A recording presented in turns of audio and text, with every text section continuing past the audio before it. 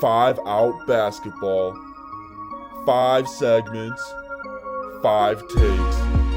This is the podcast for NBA conversations. This is 5 Out Basketball, and it starts in 3, 2, 1. While Everton may be having some snot leaking underneath his nose, we have some over-unders that we need to get into.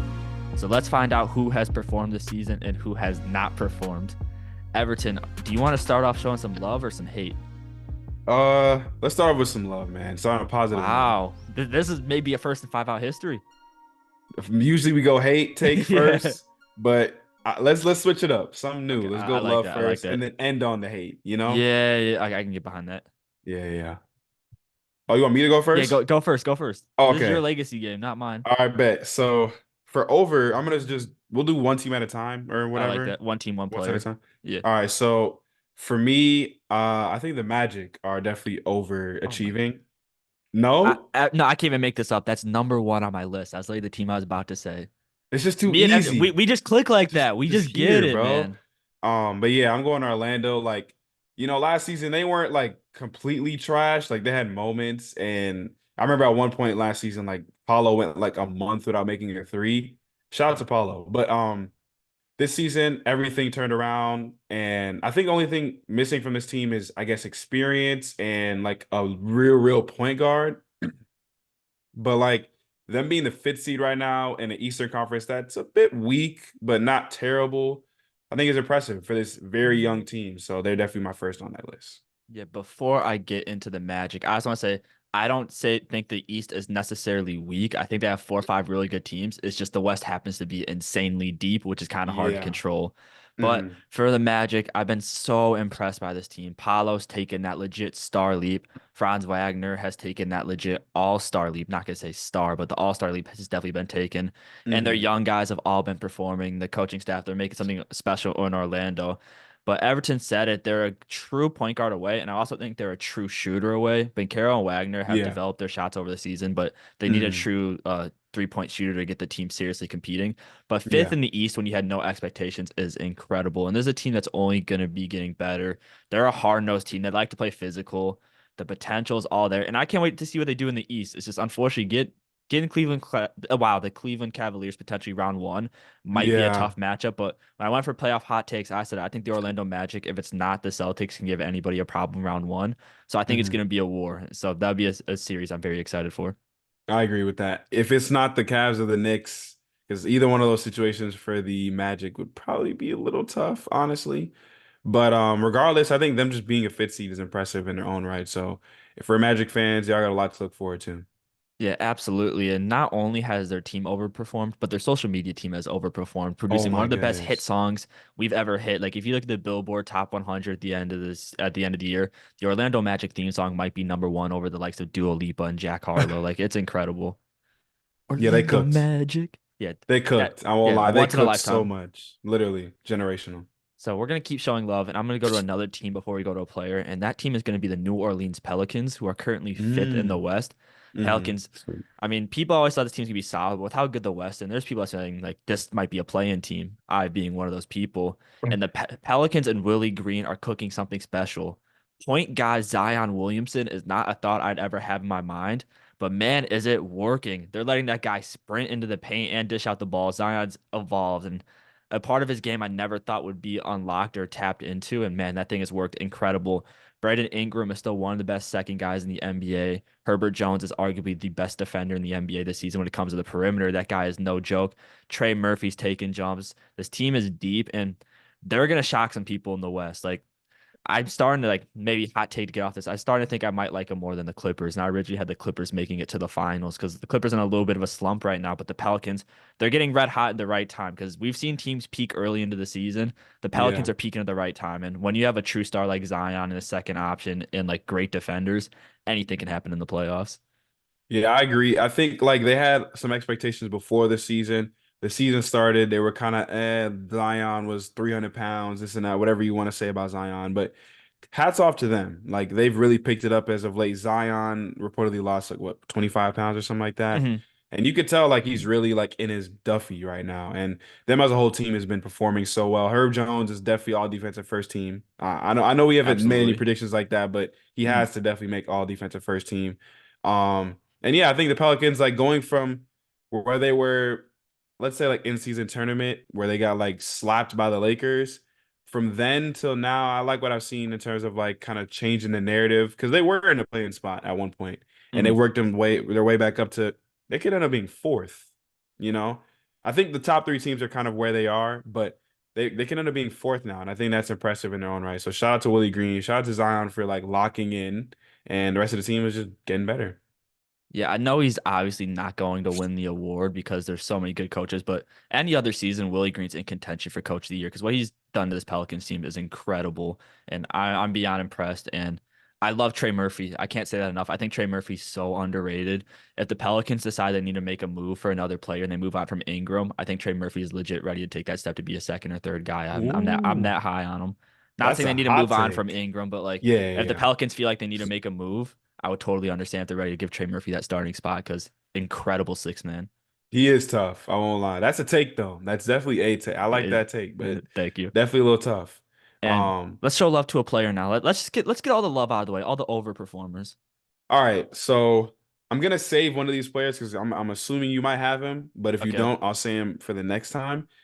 But this is an easier one. Rudy Gobert. good Now, shout. here's the thing, right? Rudy Gobert was actually like not bad last year, but because how the team performed and they gave up all this talent, this and that, whatever you want to say, a lot of people were like, "Man, Rudy Gobert sucks," right? You know, even his time in Utah, when, hey, Rudy, just be our entire defense and we'll just give you defenders on the perimeter, right? And of course, when you have him in that situation, he gets exposed, I guess, right? Mhm. So everybody kind of turned on Rudy Gobert. For some odd reason, he's like low-key the most hated player in the league. I'm not gonna lie. Like people just don't like Rudy Gobert. I don't really know what he did to him.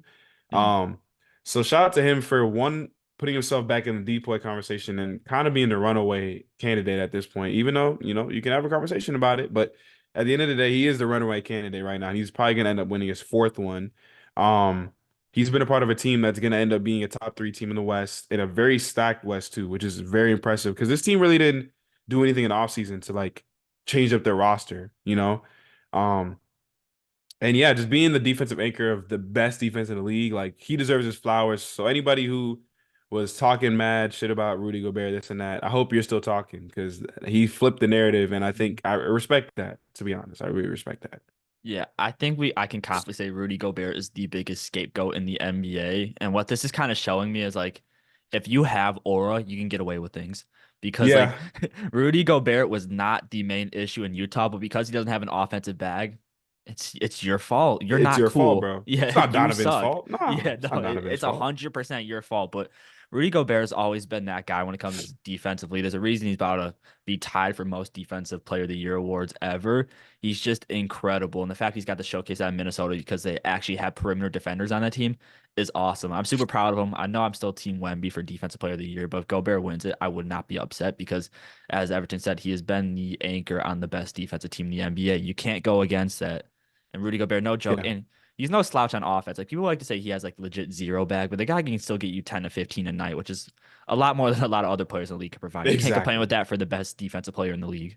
Second, Nah, but yeah, yeah, yeah. Here's the thing. The last thing I want to say before you go. Two things. One, him being what he's doing this year has really made me look back in his Utah years and say, damn, he really was like the best defender in the league. You're like one of like having those teams be one of the top defenses in the league. When you look at that team, the guys on that roster, like how did he even pull that off? Honestly, that's an just Mhm. insane level like of impact on the defensive end. And secondly, I know he's not going to see this, but Shaq, can you stop lying? There's a clip I saw of Shaq saying, Rudy Gobert averages 12 and 8. Rudy Gobert does not average 12 and 8. Rudy Gobert averages like 15 and 13. I don't know Yeah. why. Shaq, bro, I love Shaq. His hate for some of these like centers nowadays is just like wild. Like, Mhm. like okay, you can hate whatever, but at least don't just lie. Like 12 and 8. Did you really think he averaged 12 and 8, bro? Come on. No. So I respect the hatred though. Who needs statistics when you can just flat out lie and people are gonna believe you because you're Shaquille O'Neal? because it's Shaq. He Yeah. he would be Yeah. a great politician.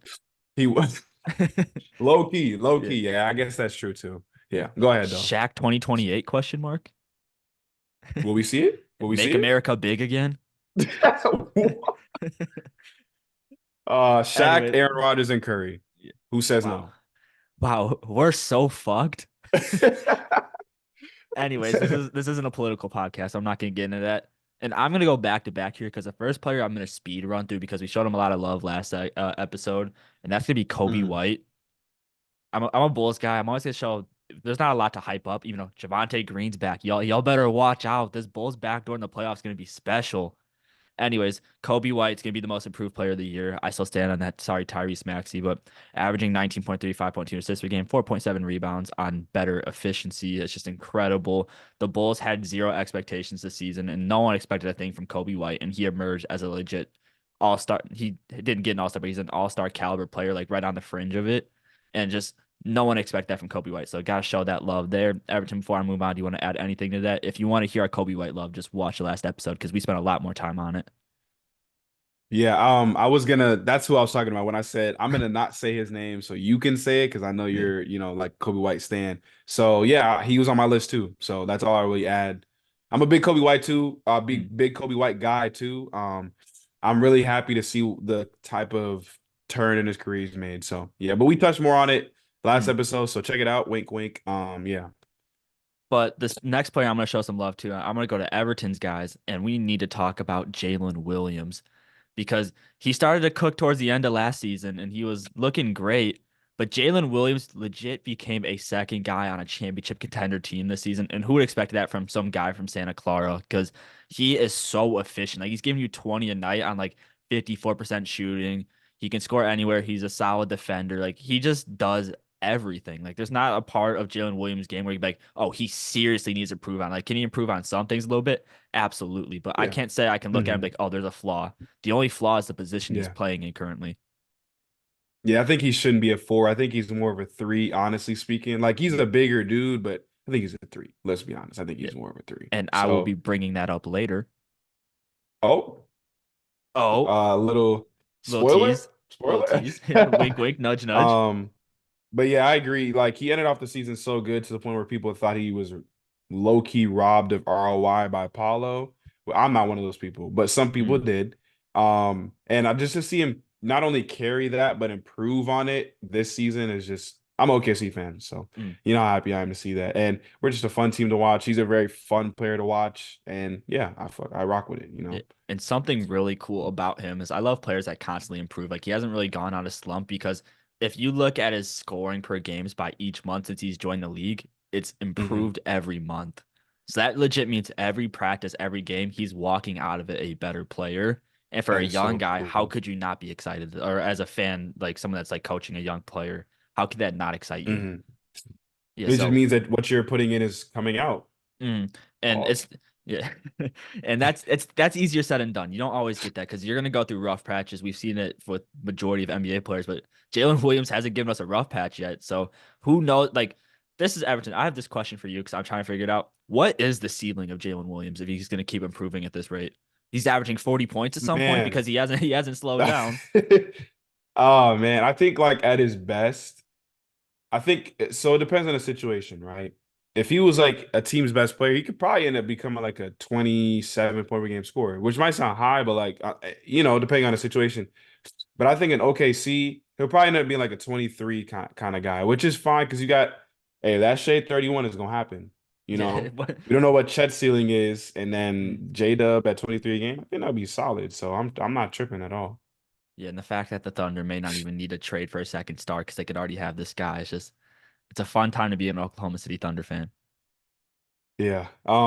So do you want me to do one more before we move on to the hate? I have one more left. How many more do you have on your over list? Because I I want to try and have touch them all. I have two Pause. more, but both of them are very quick to me, honestly. Like I don't have a lot to say about at least one of them for sure. Okay, then go in. Um, Scotty Barnes. Now, Hmm. here's the thing. Last season, he wasn't his numbers pretty much were the same as his rookie year, and people were like, "Oh, Scotty's cooked," and I'm like, "What are you guys talking about?" He's his second year in his career, and there used to be this thing called a sophomore slump. I don't know what happened to that. I don't know if people just don't use that anymore, but he just probably had a sophomore slump. And people were like, is he really the guy for the Raptors moving forward? And I'm like, so we're just giving up on him in year 2. Cool. Yeah. Right? Comes back this season. I know the Raptors as a team have had a lot going on and they haven't been too great. But Scotty, man, hey, you can say what you want. He is tough. We're talking about a dude's Absolutely. gonna get you 20 to 21 points, 7, 8 rebounds, like low key 6 or 7 assists, and Mhm. play all defensive, like level defense. And I think the last thing he really needs to add to his game is like spacing the floor consistently, even though his 3-point shot has actually been pretty solid this year. Um, but all around, like he can literally be a jack of all trades type of player, and he already kind of is. And sky's the limit for Scotty. I know people is he gonna beat the allegations? Come on, y'all. Just let him have fun Yeah. out there, bro. Yeah, let's be players show personality and suddenly they get hit with like mental disorders because that's just the world we live in, unfortunately. But Scotty Barnes is the guy that can be the number one on a contending team. He's that good just because he could do everything at an elite level. The defense isn't talked about enough because he's legit couldn't be an all NBA defender while still giving you 21, 7, and 7. Like you can't really ask more from a star player. It's just Toronto just happens to be a crap hole at the moment that doesn't really know what's going on. Wishing the best for Scotty Barnes if he's going to stay there. But the Raptors do have some weapons. Just got to figure it out. I think Scotty Barnes is going to be getting so much praise next season if the Raptors can have a somewhat respectable offseason. Yeah, I agree. I think as they open up the floor more, because they need to add more spacing. That's really Mm, what, can hinder somebody's game. So I think as they get more talent, okay, pause on this, but we get to see more Dick. mm. Um, I see what you did there. yeah, as we get to see more of that, whatever. Mm. Because he's looked better. I know we kind of Yeah, we talked about cooked him him. early in the season. We cooked him and he turned it around, which is I'm happy for him. Mhm. And we'll get to see more jersey swaps. Oh, absolutely. But yeah, Grady Dick and RJ Barrett can be some great spacing. I think it also comes down to getting a respectable big man, not one that's, Mm. selling games to FanDuel.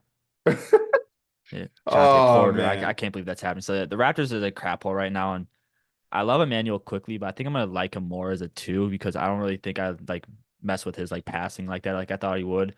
It's just the part that's crazy to Mm. me is like Emmanuel quickly is supposed to be that guy that trade, but RJ Barrett's easily been the more promising one for the Raptors because what he's provided for Scotty Barnes with the pacing, Yeah, spacing. I agree. Yeah, I agree wholeheartedly. You go ahead, though. No, what's your second guy? My second guy was actually Jalen Suggs. Ooh, oh man, Um, dog. Dog, right? And I know early on in his career, like he had some offensive struggles. His energy was always a thing that people talked about, but all we could really look at was, damn, this dude is not efficient.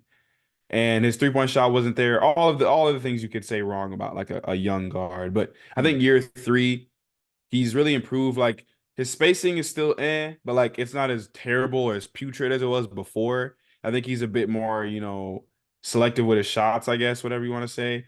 But I think the biggest thing for me is like dude has been one of the more impactful like defensive guards in the league. And in an NBA where, say what you want about defense, that's not as common as it used to be. So I think, people gave up on Jalen Suggs, but I do think he can still carve out like a Marcus Smart type of career where you're just hard nosed defensive type of player who can still do a little bit on offense. So shout out to Jalen yeah, Suggs. I love seeing the love for Jalen Suggs, but the big thing I like about him is just he's a spark plug with some energy. Like you can be down, and you need the crowd to get into it. He's hitting you with an explosive dunk, and suddenly your fans are right back into it. Like he always plays at 150%. You can always tell that he loves the sport, and that's just really a Mhm. player any team would like die for. So I think Jalen Suggs has been massive for the Magic's success, and I love seeing him put in for an overperforming. That's a great shout. Thank you. I had to look out for my guy Jalen Suggs, man. Yeah, but time to hate. This was too much Time to loving. hate. Yeah, I'm not some ushy gushy guy that likes to show Ooh, praise. Oh, wait, wait, I wait. actually want to say one more thing. Now I don't know if he'll be on yours, but Jalen Green, you're Ooh. lucky. Yeah, I'm saying you that get because you got yo, hot at the right time. before this run you went on, you probably would have made this list. Yeah, no, You probably would have absolutely. made this list. But he got a segment of So love in the last episode, which was uploaded today. yeah, Congratulations, Jalen Green. You dodged a bullet. you But dodged a bullet. there's some teams and players that did not dodge a bullet. And I'm gonna No. start off with I think the most obvious one. the team that had the best offseason of all time, Thank you. the Los Angeles Lakers. This team's a disgrace. I don't care. They're 41 and 32 and ninth in the West. They're gonna struggle to make it out of the play. And this team is terrible. LeBron's, which is crazy to me because like LeBron's having a very good season. Anthony Davis having one of the best seasons we've seen from him, and the team's still Hmm. trash. This team sucks. Austin Reeves has been a solid third guy, even though he's the golden boy at the age of 25. We're paying multiple mortgages and probably as a family, but we're calling him the young guy. Disgrace. Gonna call that out every episode. But outside of that, this team sucks. D'Angelo Russell has his moments, but he's still not that guy. Spencer Dinwiddie, let's be serious. Tarian Prince is Dyson. Dude, I swear to God, Prince has some dirt on him because there's no reason this guy should be getting 30 minutes when he can sometimes hit a three and then be a cone on defense.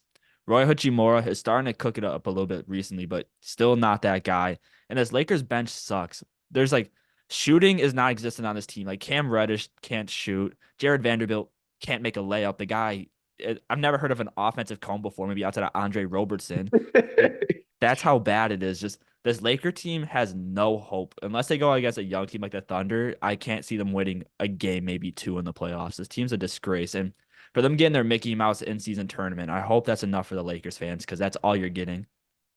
Yeah.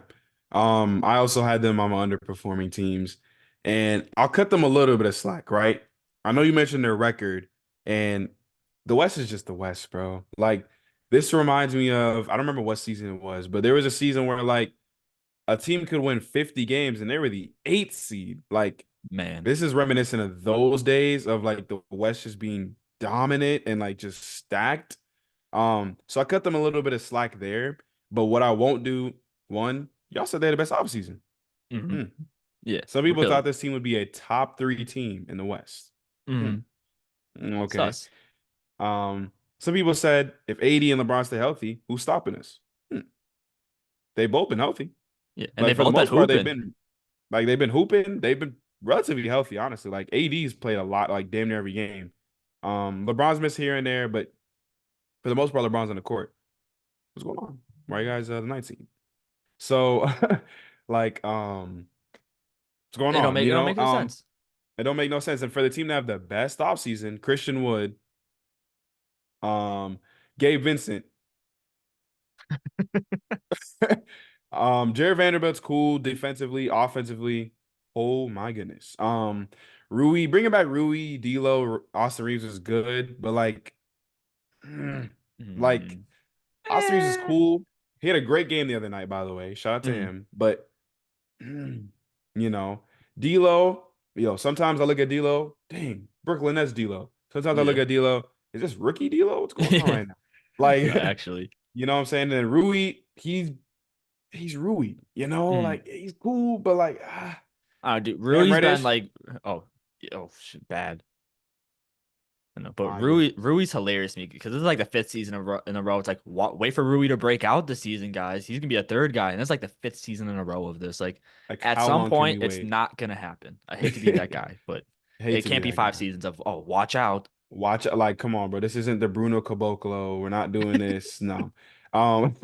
But yeah, all in all, like the Lakers are expected to be one of the favorites in the West, this and that. But they're gonna like you said, they're gonna struggle to make it at the play-in. Like you got a red hot Rockets team who is on the Yeah, Warriors' tail right yeah, now. 10 in a row.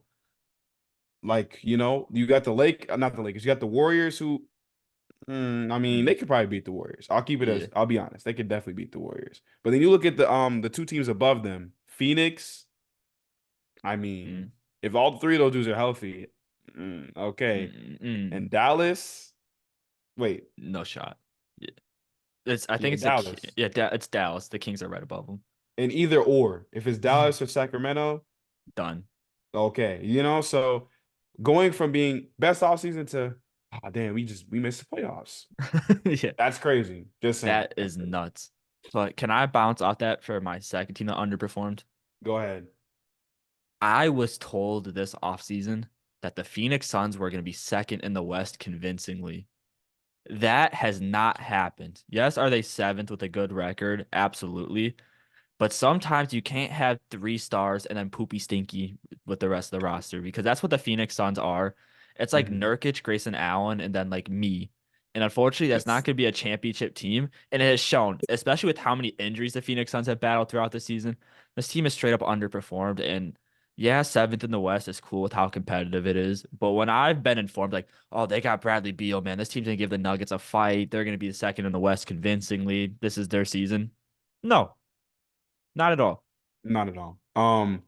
So I agree with you wholeheartedly with the Suns. Like, here's the thing. I wasn't fooled though. Like when the trade happened, I was like, okay. Like, what did you really do here? And then when they started signing those people, like, hey, don't sleep on Chemeze Metu. Don't sleep on Keita Bates Diop. Like, Bol Bol. Like I'm sleep. hey, Like I Bol like Bol's Bol been Bol. 5 years in a row for waiting to break out. He's also Rui Hachimura. Rui Hachimura, but Yeah. 7-3. Don't sleep on Yuta Watanabe. How That was one hurt. bro a That shooter one and hurt. can't That one shoot? hurt me, man. It I'm did not low gonna key lie. hurt because I like Yuta, but Yeah. how was bro a shooter and can't shoot? Like, What's he here's the do? thing, He's literally an a cone. yeah. But here's the last thing I'll say. Grayson Allen has been basically their best pickup. That Put that pisses into me off. perspective, That really pisses me off. right? So for Phoenix, anybody who was fooled, you're probably a casual because if Hmm. you know any better, you should have known this wasn't going to work. We've Yeah. seen this happen many times over and over. Oh, they just got three dudes. Yeah, but like they're all three injury prone. Injury prone, not a real point guard, not a real big man. It's like that's just a recipe for It's disaster, and we've almost seen it. like it's like, man, what if you got Kevin Durant, James Harden, and Kyrie? How would that Hmm. work? Dude, you Mm. should have seen my 2K rebuild, man. I was actually a three-peat in the championship with that roster. Hey, I believe it. In 2K21, Yeah. yeah, they were tough. But in Mhm. 2K22, And in real life, okay, yeah. exactly. Yeah, unfortunately, 2K championships don't mean anything. But that's two of Not a my teams off the board. Everton, I want to mm. hear a team or a player. Who do you hate? Who underperformed? Player. All right. This is the easy one, but also, I don't care. DeAndre Ayton. Oh yeah. So we're talking about a dude who was the number one pick. And if you don't remember, he was like damn near unanimously the number one pick. Keep in Mm. mind, Luca was in this draft, Hmm. Trey Young, SGA, Jalen Brunson. Do I need to say any more? No. Right? He was a clear number one guy. And I believed it. I remember people like, y'all, this is just David Robinson, but modern. Whoa. Whoa. But early in his career, they're like, it's the bad coaching. And he was still an 18-10 guy early on. Yeah. We all figured in a new role with more touches and all that, he'd break out. So when he Mm. got traded to the Trailblazers, we're like, first off, he's their best player, right? Most people agreed he was their best player, him or Simons, but I feel like most people lean towards Aiden because he's the big. And most people are all right, even if the team's not good, this is easily a 20-10 year for DA. I was one of those people, low key. I thought, all Mm. right, he didn't even want to be in Phoenix the last year. Let's call a spade a spade. He's gonna be in a team where they're gonna be garbage, but at least he'll get the touches all in that. This man was averaging like 13 and 10, bro. What?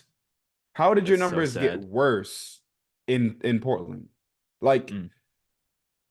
give him his flowers. The dude's been better as of late, but okay. One, your team is already bad, so what do I even expect from you anymore? And it's like, when like you set the bar so high and the dude just completely misses the bar and then he Yeah. starts playing up to par. It's like too late, bro. I don't care anymore what you do. Like, Talk to him. cool. But he's just soft, man. It's so disappointing. So I think he's easily I put this as the still ass allegations, and he's still ass. And the still ass award goes to DeAndre Ayton. DeAndre, and yes. Yeah, so I'm about to produce probably the most boomer take I'm ever gonna say in 5 out history. I'm just gonna get it out of the way now. Mm-hmm. This is why I hate paying players that just haven't proven it yet. Because DeAndre Ayton, he was working up to it. We could see the potential. Was like, all right, I trust this guy. We're gonna give him the payday. He's satisfied. Once you get that paycheck, you're only gonna improve so much. Did And you we're see his seeing this with quote DeAndre when he Ayton. got drafted? What was it? And it's literally what you're saying. They said, "What do you want to achieve in your career?" He said, "To get past my rookie contract, or like to get paid, basically to get paid that second contract." Yeah. So he's satisfied. Like, yeah, like his legacy may not be there, but he's winning. Him and his future family, they're eating. Yeah, Yeah, they're yeah. dominating. Like, Oh, I knew you were gonna say yeah. that. Yeah, so this is why like I'm cheap and I'm not paying these guys until it's proven, and this is why the Trailblazers swung and missed. But I guess agree with what? that. What's up? I'm not done hating on the Trailblazers. Oh, We ain't done. We ain't done. okay. Talk to me. We're gonna go to draft day, okay? And with the second pick in the draft, the Hornets took Brandon Miller, and everyone was like, "How in the world can you pass on Scoot Henderson?" Everton, can you tell me who made the right pick? Did the Hornets take the right guy in Brandon Miller, or should it have been Poop Henderson? Toot Henderson, Toot Henderson. Brandon Miller's a pick. He just had like 31 last night or something Yeah, like crazy like that. yeah, because let's just say we're almost at the end of his rookie season, and there's been rumors Charlotte's thinking they might want to build around Brandon Miller instead of LaMelo Ball, and LaMelo Ball is incredible. He If they is. drafted Scoot Henderson, we would not be having this conversation at all. Scoot Henderson, he's not as bad as he was the first month in this season No. because, oh Lord, that was tragic. Oh Like my that was God. bad. Yeah. So he has slightly improved, and like the numbers are still respectable. But for someone that's supposed to be like clearly better than Brandon Miller, according to everybody, just was not the case. He's still gonna need more time, and I'm Yeah. not trying to write him off saying he's gonna be No. dookie. But for Mm. what the expectations were, you cannot tell me Scoot Henderson has not underperformed. Let me tell you something. Tell me. People were literally saying, "Yo, Scoop might be more NBA ready than Wemby." Yeah, yeah, they were saying that. I forgot. Come on, bro. Be serious right now. You're telling me the little 6'4", 6'3" dude is supposed to be more NBA ready than the 7'4" dude with the handle? What? Yeah, Come but on. dude, Wemby was in France. He wasn't playing for the G League Ignite superpower team.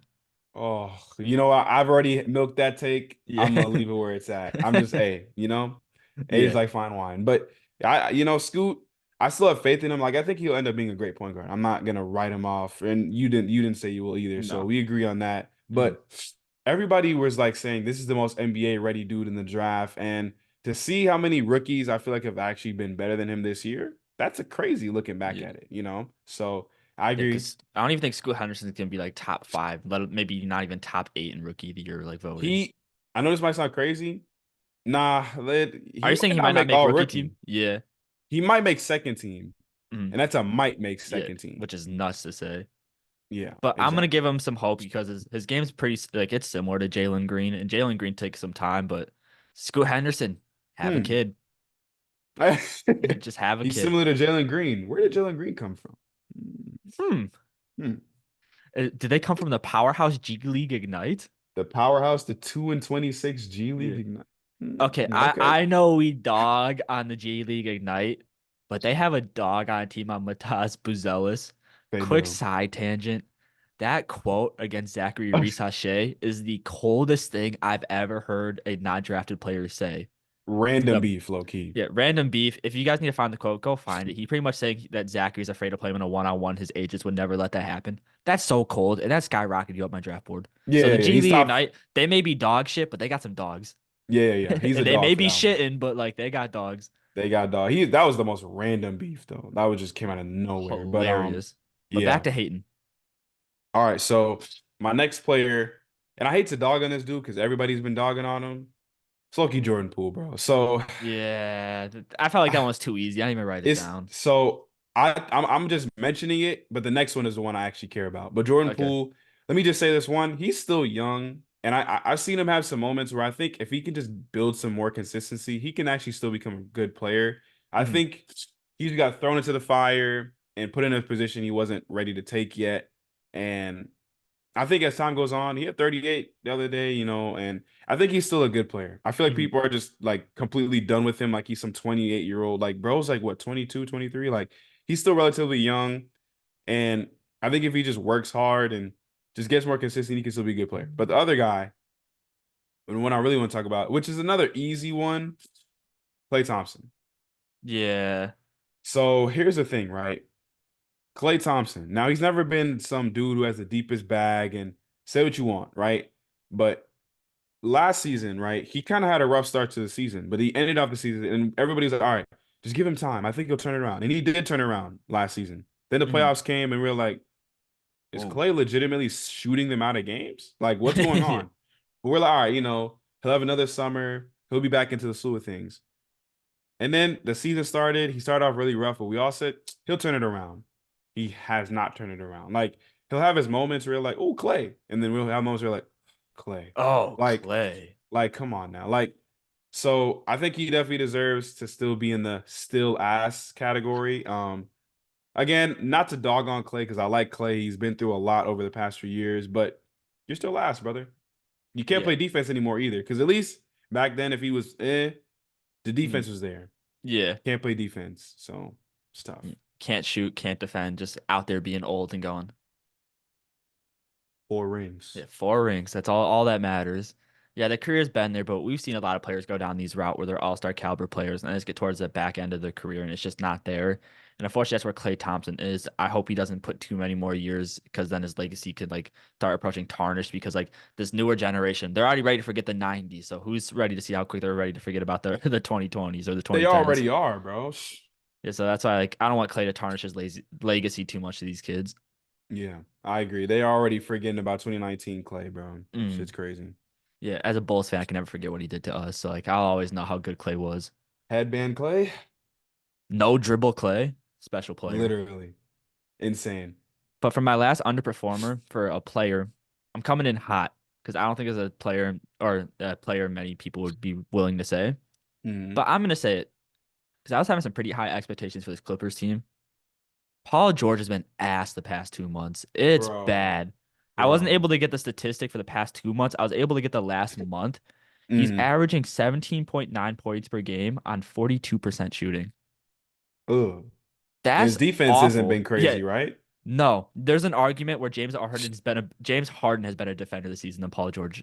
Oh my God. That's that's atrocious. Like I could throw up over that. And like Paul George's always got name values. I feel like people are gonna be afraid to bring this up. Of course. But the Clippers were a team that even I was starting to see the championship potential.